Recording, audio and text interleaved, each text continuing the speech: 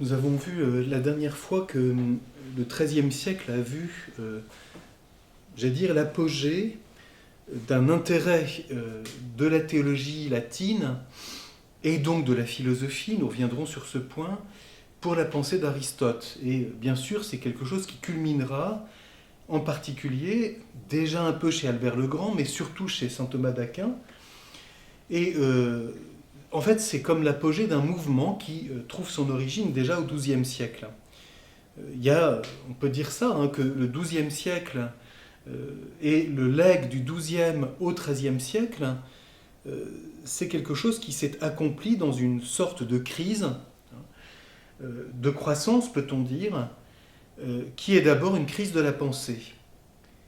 Et c'est ça qui m'intéresse ici dans ce cours d'histoire de la philosophie, c'est pourquoi, au-delà des simples, on pourrait dire, faits matériels historiques, pourquoi tout d'un coup on pourrait dire cette translatio, comme ça a été dit d'ailleurs à un moment, cette translatio studii, des monastères à l'université et aux ordres mendiants, et de la pensée de Platon et du néoplatonisme, hérité d'Augustin en particulier, et puis de Boès, Pierre Lombard, etc., à la pensée d'Aristote. Ce qui, on le sait,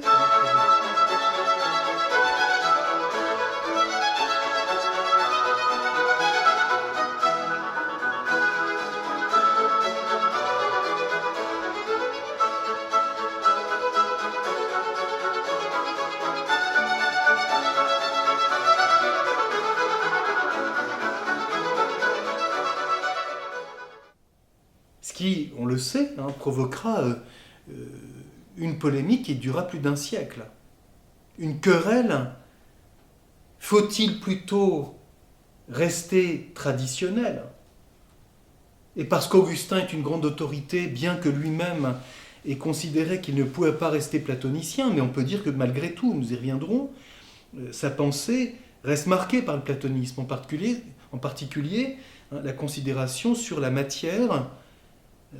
Augustin, qu'on le veuille ou non, a été manichéen, et la question est de savoir jusqu'où il s'est libéré totalement de l'emprise du manichéisme, qui voit deux mondes, un monde du bien, qui est le monde de l'esprit, gouverné par un Dieu du bien, et le monde du mal, de la matière, gouverné par un Dieu du mal. Et on sait combien, par exemple, l'ordre dominicain est né dans le contexte de l'hérésie cathare qui reprend le manichéisme.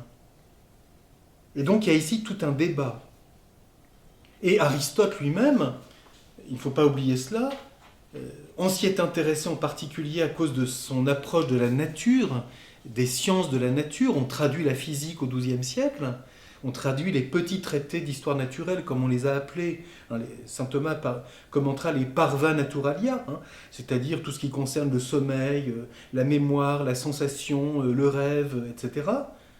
Donc un intérêt pour le sensible, et on sait qu'il y a un moment où on a, y compris la papauté, condamné l'intérêt pour les textes naturels d'Aristote. Et comme le dit un bon historien, ceci n'a eu heureusement aucun effet sur les intellectuels. C'est très intéressant. L'autorité, l'obéissance, et puis la liberté de recherche. J'ai déjà souligné à plusieurs reprises, notamment en parlant d'Abélard, l'importance à Paris de l'université et des écoles qui, à un moment donné, veulent s'affranchir de l'autorité religieuse au nom de la recherche de la vérité. Donc il y a ici un débat sur lequel je reviendrai. Les rapports entre l'autorité et la vérité.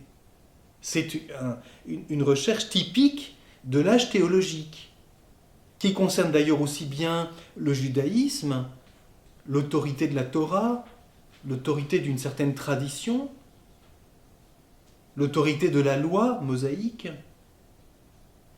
l'islam, avec l'autorité du Coran, vu comme un texte révélé intangible. On sait que pour l'islam, le Coran est un livre divin. Du moins, le Coran est le reflet d'un livre éternel qui est intangible. Et donc, et puis bien sûr dans le christianisme, l'autorité de l'Évangile, l'autorité dogmatique de l'Église, et la recherche théologique de la vérité qui exige une cogitatio qui relève de la philosophie. Il y a ici donc un débat qu'il faut penser. Et saint Thomas, lui-même, au XIIIe siècle, étudie cela, notamment dans sa grande question sur la théologie, en se demandant comment les diverses autorités, l'autorité de l'Écriture, l'autorité de l'Église dans son magistère, l'autorité des pères de l'Église, l'autorité des dogmes, l'autorité des saints et l'autorité des philosophes, comment tout cela se rencontre-t-il ? Donc il y a ici une question intéressante. Pourquoi cet intérêt et cette redécouverte qui va comporter, comme nous l'avons déjà vu, mais je vais préciser ça aujourd'hui parce qu'il y a eu beaucoup de recherches plus récentes, qui va donc consister à un intérêt qui va exiger un effort de traduction pour la pensée d'Aristote. Pourquoi Aristote supplante-t-il Platon dès le XIIe siècle ? C'est un mouvement qui va prendre grosso modo un siècle,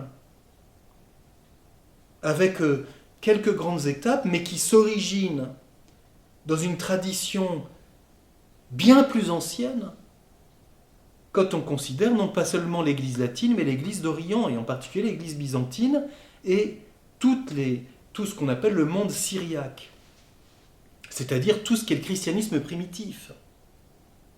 Antioche, Damas, qui peu à peu va vers Constantinople, et qui donc devient grec.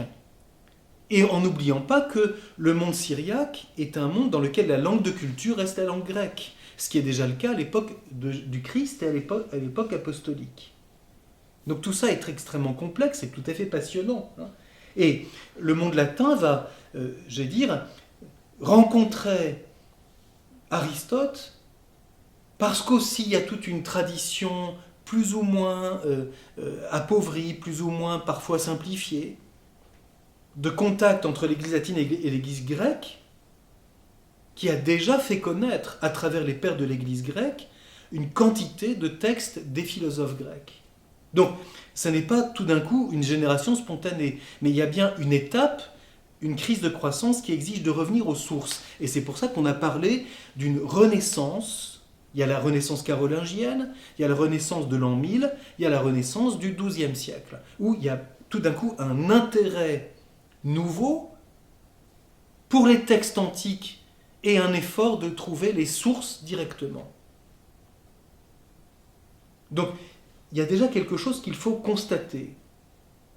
Pourquoi le crédit de Platon s'efface-t-il davantage au XIIe siècle, bien qu'il y ait eu quelques témoins d'un âge révolu qui ont voulu rester platoniciens et augustiniens?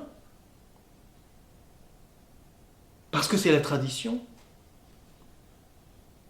Parce qu'on considère que Platon est apparemment plus spirituel, et on critique Aristote parce certains le pensent, matérialiste. Certains pensent que, parce qu'il accorde une place importante à la nature comme cause du devenir du monde physique, il ne considère pas suffisamment, dans un regard de sagesse, soi-disant, le gouvernement de Dieu sur toute chose. Donc, une tentation finalement de fidéisme.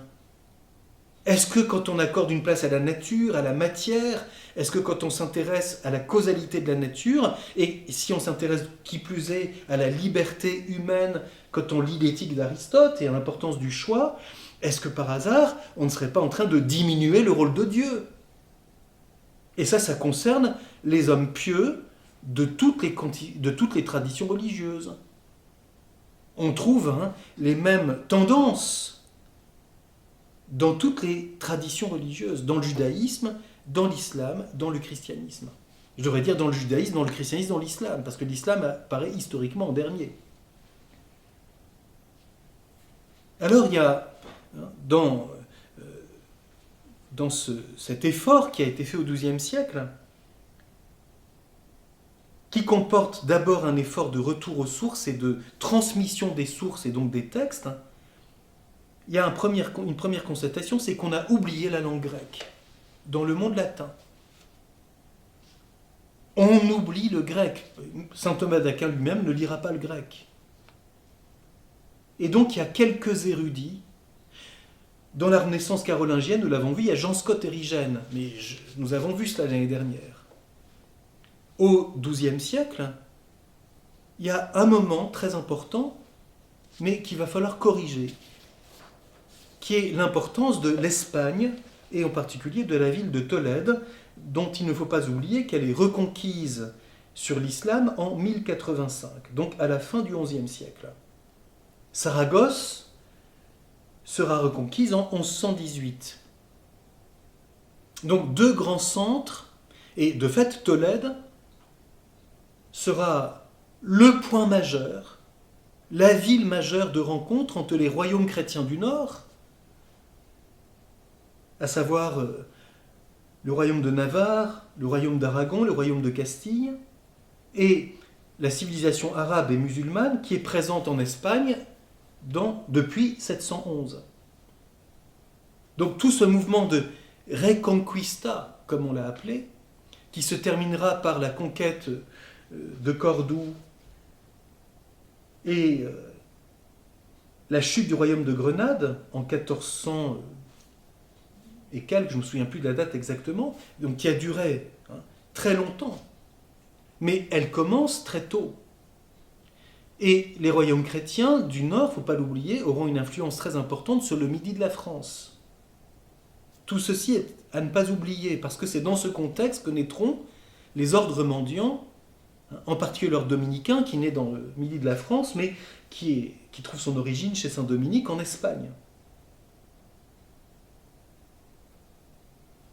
À Tolède, ça c'est très intéressant, c'est l'archevêque Raymond de Tolède, qui meurt en 1151, qui va constituer, et là il y a quelque chose de très intéressant, un collège de traducteurs. Donc c'est étonnant, je soulève la question, je ne réponds pas, je soulève cette question, pourquoi est-ce qu'il y a un lien entre cet effort de découvrir les textes d'Aristote, et de fait on va traduire la majeure partie des œuvres d'Aristote déjà au XIIe siècle, dans des traductions qui vont être selon deux voies différentes. Est-ce qu'il y a un lien entre cet effort-là et cet effort de reconquérir l'Espagne sur la domination islamique?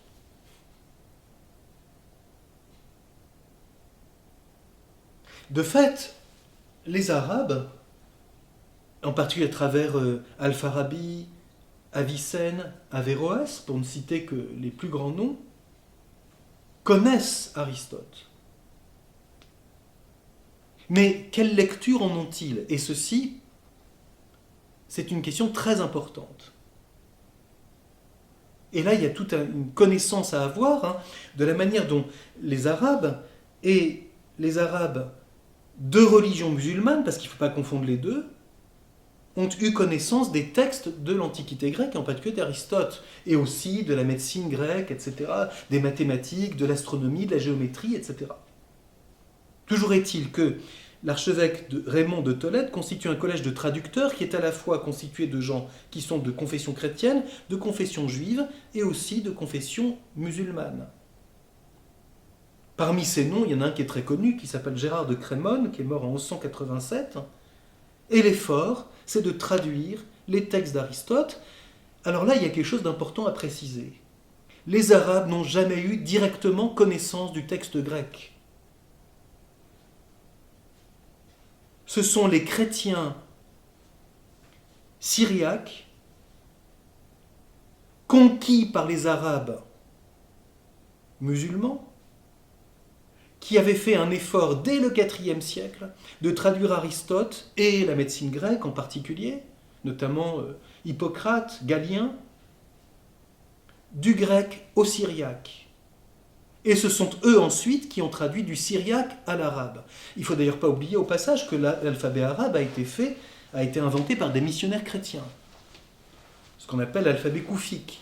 Ce sont des missionnaires chrétiens qui ont inventé cet alphabet. Donc il y a ici une tradition qui est passée du grec au syriaque, puis du syriaque à l'arabe, puis de l'arabe au latin, et ça c'est l'effort du royaume de Tolède. Sous l'égide de l'archevêque de Tolède, Raymond, et qui, bien que la ville de Tolède soit redevenue dans un royaume chrétien, tolère et respecte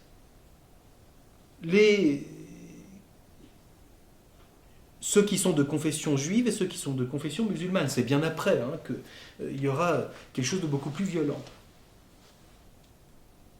Et puis, parallèlement, à Tolède aussi, il y a déjà un premier effort de traduire certains textes d'Aristote directement du grec au latin. Donc je ne rentre pas ici dans tous les détails, tout ce domaine-là est assez bien connu, mais il faut retenir une chose très importante, c'est grâce aux chrétiens de Syrie, à tout ce monde syriaque, que les Arabes étaient entrés en contact avec la pensée grecque. Et les Syriaques eux-mêmes avaient reçu toute cette influence grecque, à la fois dans les églises nestoriennes, dans les églises monophysites, nous reviendrons là-dessus, et aussi chez ceux de confession catholique. Donc il y a aussi des hérésies chrétiennes dans ce monde syriaque. Ils avaient reçu tous ces textes, et au moins toute une tradition des textes grecs, avec les traditions helléniques qui étaient venues après la conquête d'Alexandre. Donc il y a ça qui est très intéressant. L'empire d'Alexandre fait que le monde syriaque, puis le monde perse, ont été hellénisés. Et donc les Arabes, en arrivant au 6e et 7e siècle, à la fin du 6e siècle, au 7e siècle, dans ce monde syriaque, en conquérant le monde syriaque et en l'arabisant, se sont trouvés devant des gens de tradition syriaque. C'est une langue sémitique, le syriaque, donc ce sont eux qui ont essayé de trouver comment traduire le grec dans une langue sémitique, le syriaque, qui est d'ailleurs au passage est encore la langue liturgique de certaines églises orientales aujourd'hui. Même dans l'église maronite, les parties importantes du canon de la messe sont dites en syriaque. La messe est en arabe, mais les paroles principales du canon sont en syriaque. Donc, langue sémitique, et ce sont les chrétiens syriaques qui ont forgé le vocabulaire scientifique et philosophique arabe. En essayant de trouver, la langue arabe étant elle-même une langue sémitique, c'est plus facile de passer du syriaque à l'arabe. Donc, traduire du grec au syriaque, puis du syriaque à l'arabe, c'est l'œuvre des chrétiens syriaques. C'est ce qui fait qu'on peut dire avec une certitude assez grande que les Arabes n'ont jamais eu directement, je parle ici de l'époque, je ne parle pas d'aujourd'hui, n'ont jamais eu directement à l'époque contact avec le monde, avec la langue grecque. Donc il y a ici une tradition, et puis aussi, à cause, et ça je reviendrai sur cette question, c'est le problème que j'ai soulevé au tout début, d'une certaine conception du rapport de l'attitude religieuse et de la philosophie, une inflexion de la civilisation arabe et de la culture arabe plutôt vers le néoplatonisme. C'est ce qui fait que, et ça tous les historiens depuis des dizaines d'années le savent, c'est que la vision d'Aristote qu'on trouve dans le monde arabe est en partie transformée par une pensée qui est plutôt d'influence néoplatonicienne. La question est de se demander pourquoi. Et là, il y a une forme de conjonction entre une certaine tradition chrétienne plutôt néoplatonicienne et de tendance platonicienne. Augustin reste marqué par le néoplatonisme, et la pensée musulmane de langue arabe qui, en raison de sa vision religieuse, est principalement intéressée par la pensée néoplatonicienne. Et donc lit Aristote en, si je puis dire, l'adaptant à une pensée de type néoplatonicien. D'où l'effort, peut-être à cause de certains textes où on se dit mais tiens, pourquoi c'est comme ça, de s'intéresser au texte d'Aristote, de revenir à Aristote dans la source, à sa source, et de vouloir traduire directement, parce qu'on ne parle plus le grec, du grec au latin. D'autre part, cet effort, il a rencontré une attente spirituelle, peut-on dire, à cause de très nombreux contacts, ça c'est la tradition chrétienne, entre le monde latin, disons le monde occidental, pour prendre un langage de l'époque, et le monde byzantin, le monde oriental, qui s'était fait par des quantités de contacts, d'abord du point de vue de la foi, à cause des séparations et donc des conciles, à cause des efforts de médiation, etc. Nous avions vu, si vous vous souvenez, que Boès est déjà quelqu'un qui avait fait cet effort. Faciliter les contacts entre Byzance et le monde latin. Et ceci, on peut donner quelques grandes figures, hein, des pères grecs de l'Église primitive, Saint Jean Damascène, ça c'est le 7e siècle, qui est né dans une famille de langue arabe, et certains disent même peut-être d'origine syriaque, puis qui ensuite a tout ce contact avec Constantinople, puis revient à Jérusalem, etc. Bon, et Saint Jean Damascène est le premier qui ait affronté la pensée islamique. En notre temps, le grand historien Alain Besançon a montré combien Saint Jean Damascène est le premier qui s'affronte théologiquement à la position musulmane. Donc il faudrait relire aujourd'hui Saint Jean Damascène, parce que nous retrouvons ces questions aujourd'hui. Il ne s'agit pas seulement de lutte politique, même si l'islam comporte une dimension politique qui n'est pas la même dans le christianisme, mais il y a une question fondamentale du rapport entre l'homme et Dieu, et donc une conception de la révélation, et donc une vision différente du rôle de l'intelligence humaine, et donc de la philosophie. Tant qu'on ne voit pas ça, on ne comprend pas l'enjeu de fond, et on en reste peut-être à des choses un peu superficielles. Soit dans un mythe irénique, le fameux mythe de l'Al-Andalus. Pour ça, il faudrait lire le grand livre de Sérafine Fanjul, ce grand auteur espagnol, qui a montré que Al-Andalus, dans cette espèce de vision pacifiste d'un islam tout à fait respectueux, montre que c'est un mythe construit. Ce livre est traduit en français, donc c'est pas difficile à lire.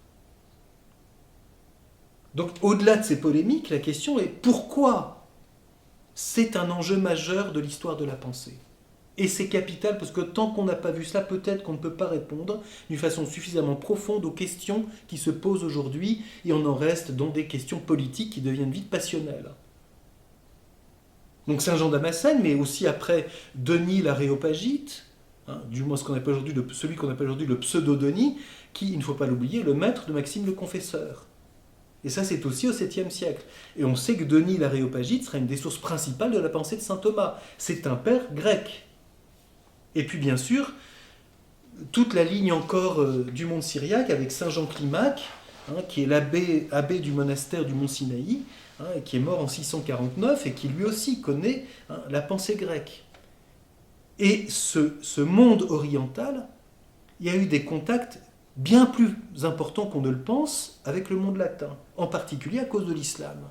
Parce que l'islam conquérant fait que des quantités de monastères ont été incendiés, persécutés, dévalisés, brûlés, des quantités de sources ont été détruites, mais les moines ont fichu le camp. Et certains sont arrivés en Sicile, à Rome. À Rome, au 8e siècle, il y a pas moins de 15 monastères grecs. Il ne faut pas oublier que la langue liturgique à Rome, jusqu'au 6e siècle, c'est la langue grecque. C'est pour ça que les gens qui sont très attachés au latin pour la liturgie oublient que l'Église latine a eu la langue grecque comme langue liturgique pendant des siècles. Et avant le grégorien, il y a le chant vieux romain, et qui est un chant qui n'est pas du tout le grégorien. Donc voilà, tout ce qu'il faut bien comprendre.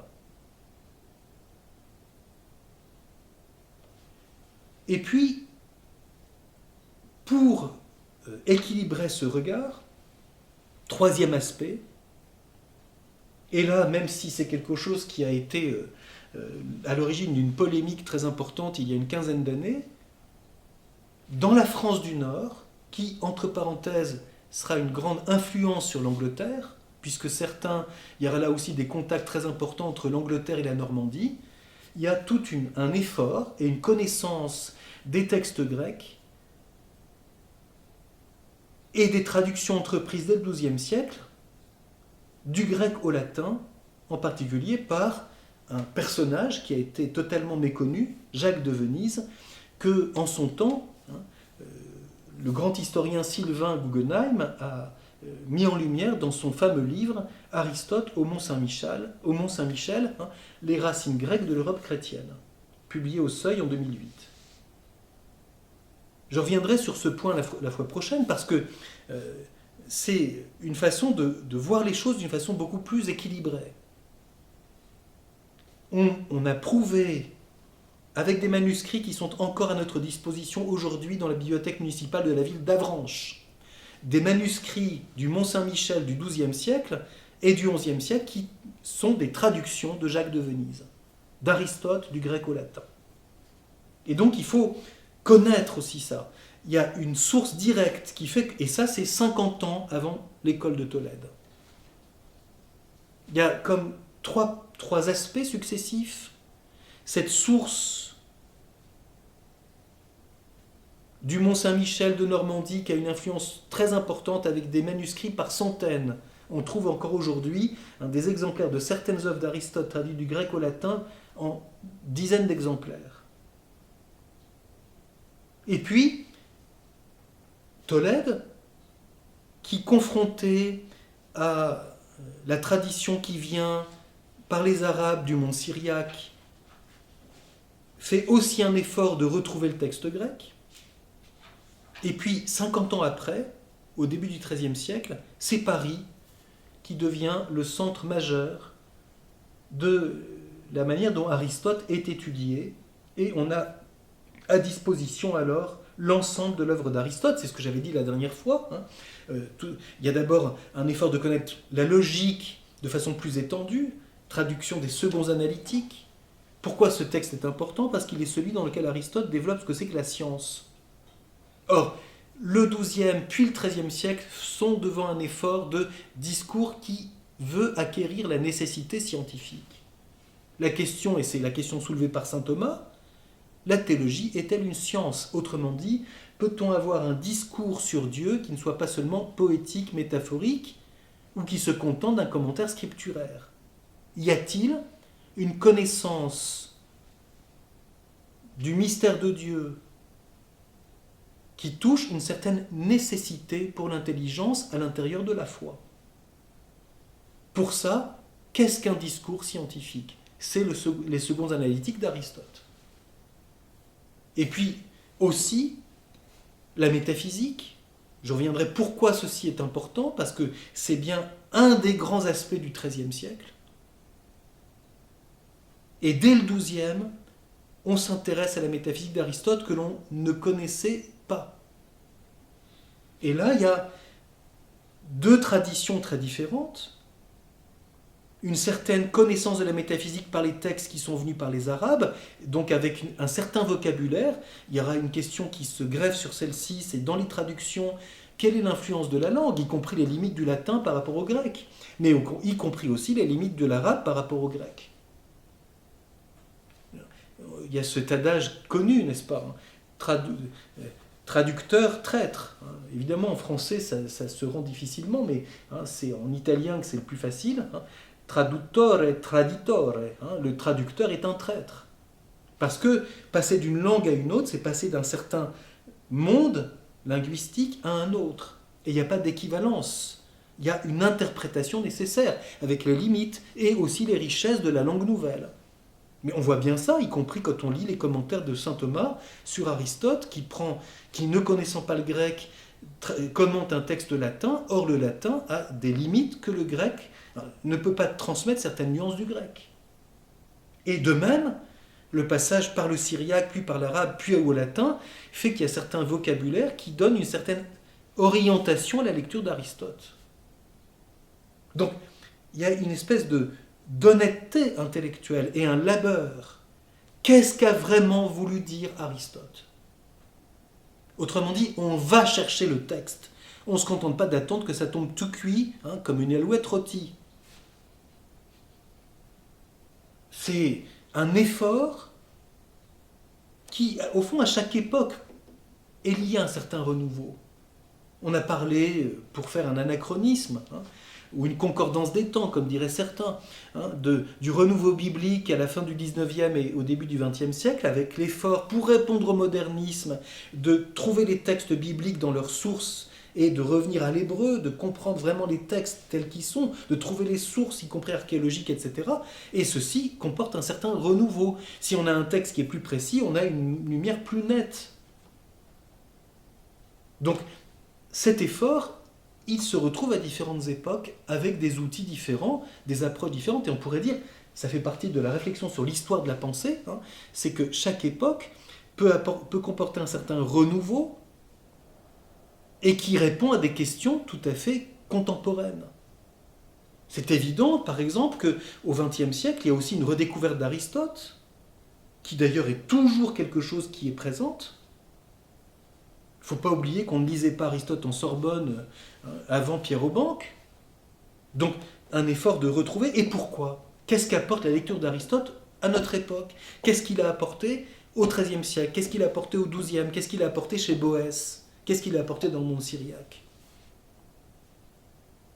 Pourquoi? Parce que la pensée, quand nous sommes devant la question que j'ai soulevée au tout début de cette grande période, du rapport entre l'attitude religieuse et la foi et la philosophie,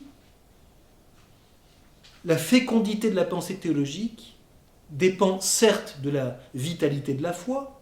Saint Thomas souligne qu'on est un mauvais théologien si on n'est pas un contemplatif, très bien, mais ça ne suffit pas. Pourquoi? Parce que la foi réclame une cogitatio. Et si l'intelligence dort, ronfle, pionce, il n'y a pas de fécondité théologique. Il y a de la répétition qui devient de la piété. C'est la question du rapport entre la tradition et le renouveau. Saint Thomas dira que dans la vie chrétienne, il y a toujours un conservare et un renovare. Qu'est-ce qui demande d'être transmis et gardé? La tradition comporte de garder quelque chose, le dépôt de la foi, mais qu'est-ce qui demande d'être constamment renouvelé? Et très vite, c'est quelque chose qui sera oublié. Une certaine pensée scolastique s'est contentée de répéter les conclusions de saint Thomas. Et donc, elle devient une répétition qui devient peu à peu stérile. Et c'est ce qui engendre le formalisme, la répétition, la stérilité. On ronronne. Alors que la parole de Dieu reçue dans la foi réclame un effort constant de l'intelligence de retrouver une recherche vivante de la vérité. Alors pour conclure, puisque j'ai évoqué brièvement ce que la recherche de Sylvain Guggenheim sur la place de Jacques de Venise au Mont-Saint-Michel a suscité, pour conclure cette réflexion aujourd'hui, j'aimerais lire d'abord un passage d'un livre de Michel Onfray qui s'appelle Autodafé et dont le sous-titre, c'est un peu un pamphlet, mais Michel Onfray, dans un volume récent de son revue Front Populaire consacrée à l'islam, cite à nouveau ce livre et la polémique qui est née à propos de ce livre de Sylvain Guggenheim. Livre tout à fait extraordinaire. Et donc, dans ce livre Autodafé, qui montre comment il y a des campagnes de presse et des campagnes faussement intellectuelles pour détruire certains livres, il y a le dernier chapitre est consacré précisément à ce livre de Sylvain Guggenheim. Et voici ce qu'il dit. Chacun de ces chapitres du livre de Michel Onfray a été divisé en deux parties. Première partie, et ça fait allusion à une chanson célèbre, le premier qui dit la vérité, donc il expose la thèse du livre auquel il se réfère, puis deuxième partie de chaque chapitre, il doit être exécuté. Donc la campagne de presse ou d'émigrement qui naît contre un livre qui va contre la doxa habituelle. Alors, pour donner le climat et le débat qui est en question, j'aimerais lire le début de ce chapitre, donc le premier qui dit la vérité sur cette question. La Vulgate postmoderne et déconstructionniste veut que sans l'islam, l'Occident n'aurait jamais pu exister, sous prétexte que les textes antiques lui auraient été transmis par des musulmans et que la Renaissance n'aurait jamais pu s'initier, et avec elle la philosophie des Lumières, sans cet apport substantiel de nourriture spirituelle. Disons-le simplement, sans l'islam, l'Occident n'aurait jamais existé. C'est bien sûr faux. La preuve en est apportée par Sylvain Guggenheim dans un livre magistral, Aristote au Mont-Saint-Michel, paru en 2008. L'auteur constate que notre époque souscrit à une mythologie bien éloignée de ce que l'histoire enseigne véritablement. Le mythe, le christianisme n'aurait été possible que par un islam des Lumières qui a porté à la connaissance des Européens les textes grecs occultés par un Moyen-Âge occidental régressif. L'histoire, certes, ces textes ont bien été transmis par des Arabes, mais pas par des musulmans. D'autant que ces Arabes chrétiens ont fui leur pays poursuivis par les guerriers islamistes lors de leurs invasions conquérantes. L'erreur repose sur cette difficulté à comprendre qu'on puisse être arabe sans être musulman. Mieux, qu'on puisse être arabe et chrétien. Ce qui est le cas des Syriaques, auxquels on doit la transmission de ces fameux textes grecs à l'Occident. Ce n'est donc pas l'islam qui rend possible l'Occident, mais les chrétiens pourchassés par les musulmans qui étendent la zone d'influence islamique sur la planète entière. Par ailleurs, les Grecs n'ont pas été oubliés. D'abord parce que le christianisme s'est construit avec cette pensée, ensuite parce que ces philosophes majeurs qu'étaient Platon et Aristote, mais aussi Porphyre et Plotin, Jamblique et Proclus, nourrissent cette religion sur laquelle l'Empire byzantin est construit. L'idéalisme platonicien, la métaphysique aristotélicienne, le mysticisme alexandrin irriguent le judéo-christianisme. Comme les philosophes grecs ne sont jamais morts, ils n'ont donc pas eu à ressusciter grâce aux musulmans. De même, les évangiles ont été écrits en grec. Certes, ils ont été traduits en latin dès le IVe siècle, mais la langue et la pensée grecque, notamment via les pères de l'Église, ont perduré sans l'aide des musulmans, puisque la patristique peut aligner un demi-millénaire d'existence avant même que l'islam n'existe. Un homme joue un rôle majeur dans ce dispositif de transmission des textes grecs aux chrétiens occidentaux, en faisant l'économie de la médiation islamique, Jacques de Venise. Cet homme est associé à un lieu, le Mont-Saint-Michel, et ses moines copistes du XIIe siècle. Le rôle fondateur de Jacques de Venise au Mont-Saint-Michel contredit la mythologie d'une maison de la sagesse, dans laquelle, à Bagdad, des juifs, des chrétiens et des musulmans auraient pendant 4 siècles travaillé de concert en bonne intelligence, dans une logique de paix, de tolérance et d'amour, de façon à constituer un corpus intellectuel philosophique et scientifique, pendant que les chrétiens périclitaient entre obscurantisme et croisade.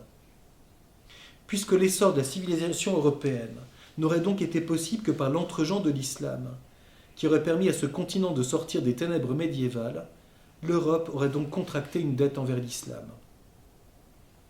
On mesure les avantages idéologiques de cette thèse, qui tient de ce fait pour nulle et non avenue toute lecture réellement historique. Sylvain Guggenheim écrit que cette maison de la sagesse ne fut ni un lieu d'enseignement, ni une université, mais une simple bibliothèque, et qu'elle n'a, citation, joué aucun rôle dans le travail de traduction des textes scientifiques et philosophiques grecs, encore moins dans une quelconque et imaginaire collaboration entre savants des 3 monothéismes. Fin de citation. Les tenants de la dette réactivent la thèse de Michelet, auquel on doit cette idée fausse que le Moyen-Âge fut un temps barbare en tout, avant que la Renaissance et les Lumières n'éclairent le continent européen et qu'advienne la Révolution française, qui ferait passer l'Europe des ténèbres féodales aux clartés républicaines. Or cette thèse est fausse, elle aussi. Le Moyen-Âge n'était pas moyenâgeux, il disposait de sa lumière et de son génie propre. Dès 1945, Gustave Cohen avait réglé ce problème dans La grande clarté du Moyen-Âge, etc.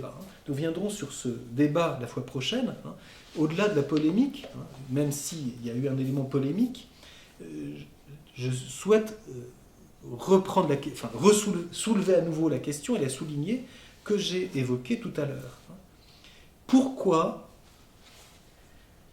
la lecture renouvelée d'Aristote a-t-elle un intérêt majeur dans cette étape où, comme je disais tout à l'heure, cette crise de croissance au tournant des XIIe et XIIIe siècles, qui va permettre d'aller plus loin dans la réflexion théologique. Le XIIIe siècle, c'est l'âge des sommes théologiques. C'est l'âge d'un ordonnancement, plutôt que d'une organisation, de la sagesse théologique qui puise à la pensée philosophique d'Aristote, ce que le platonisme ne permet pas.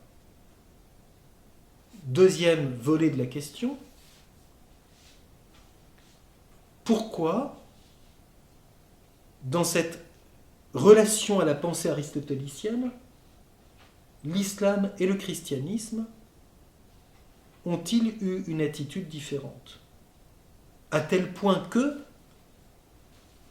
l'Occident latin a éprouvé le besoin de revenir au texte grec et de ne pas se contenter d'une version latine, passée par l'arabe et le syriaque.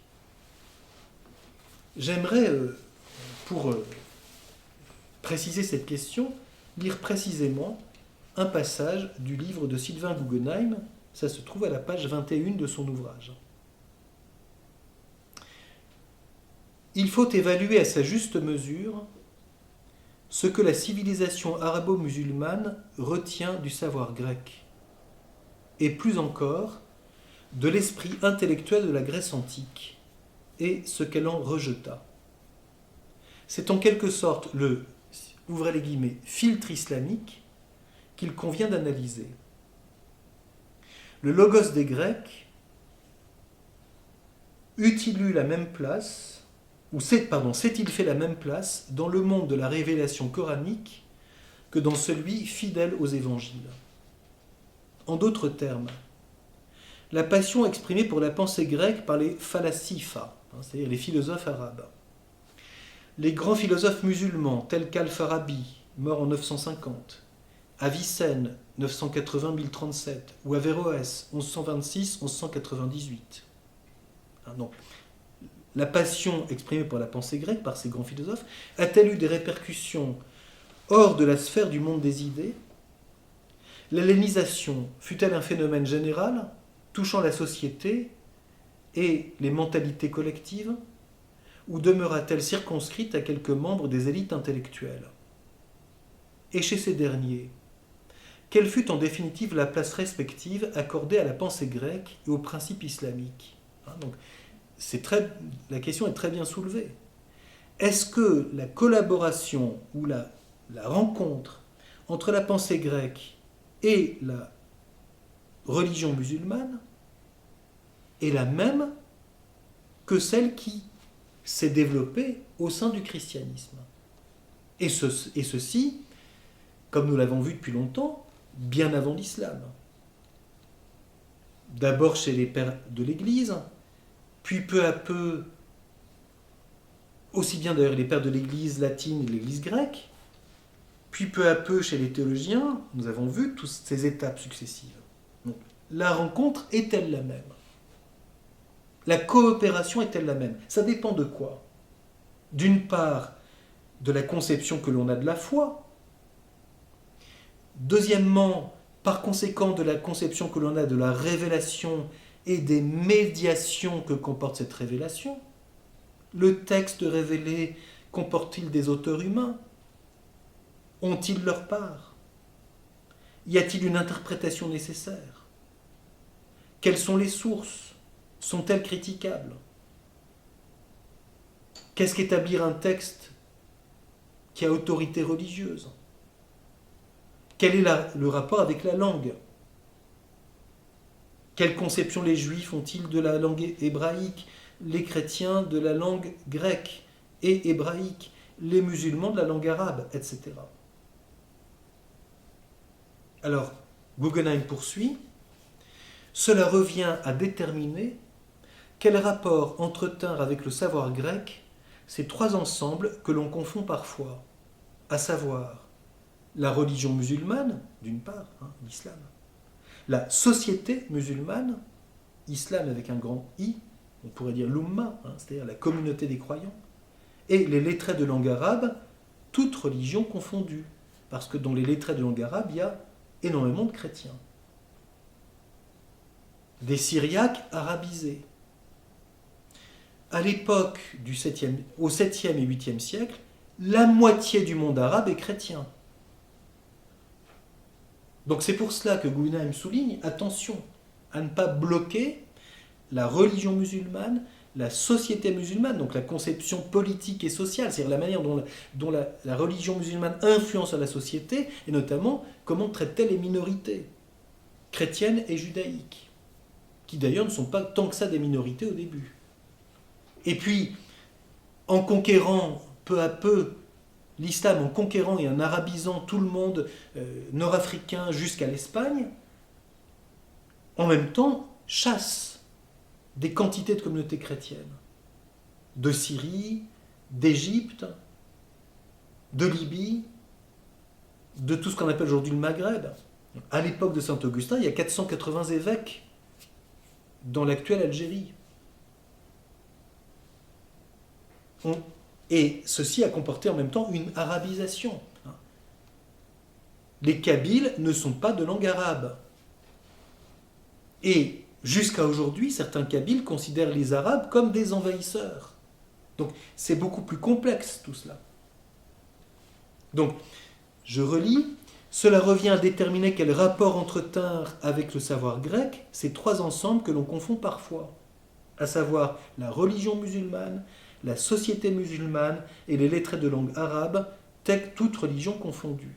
Cette mise au point est nécessaire avant de se poser la question de la dette de l'Europe envers l'islam.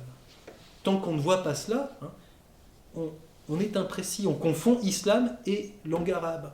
On confond islam et arabe de confession chrétienne. On confond monde syriaque et monde arabe, etc. Donc, la question qui nous reste et qui m'intéresse ici en philosophe, quelle relation différente entre l'attitude religieuse et la philosophie, et qui, dans la pensée occidentale, vont exiger de revenir à la pensée d'Aristote, considérant, en particulier chez saint Thomas d'Aquin, qu'elle est plus précise et est plus adaptée à la foi chrétienne. Certains ont dit que saint Thomas a christianisé Aristote. Non. Mais il a choisi Aristote, et pourquoi ? Et ceci, c'est le grand débat du XIIIe siècle. Y compris en distinguant Aristote de certains interprètes, la fameuse vision de l'avéroïsme latin, qui précisément veut distinguer Aristote et ne pas le ramener au commentateur qui est Averroès, qui, pour le coup, est matérialiste. D'ailleurs, dans le dernier numéro de Front Populaire, Michel Onfray consacre de nombreuses pages à un film sur Averroès, en montrant que c'est un mythe, ce film, et que la pensée d'Averroès est bien plus compliquée à interpréter que ce que ce film irénique en a prétendu montrer. Alors, nous reviendrons sur cette question pour essayer de comprendre dans le fond, ce qui m'intéresse, c'est sur le plan de la pensée philosophique. Mais la question est très importante. Jusqu'où va le respect de la pensée philosophique dans une tradition qui comporte une foi ?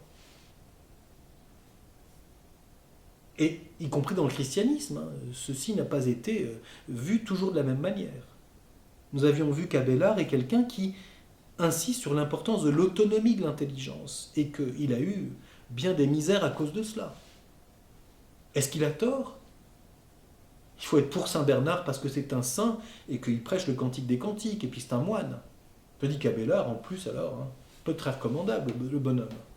Donc, qu'est-ce que c'est que le regard sur l'intelligence dans un contexte où elle est vue comme servante de la foi ? C'est le grand débat du Moyen-Âge dans son grand épanouissement.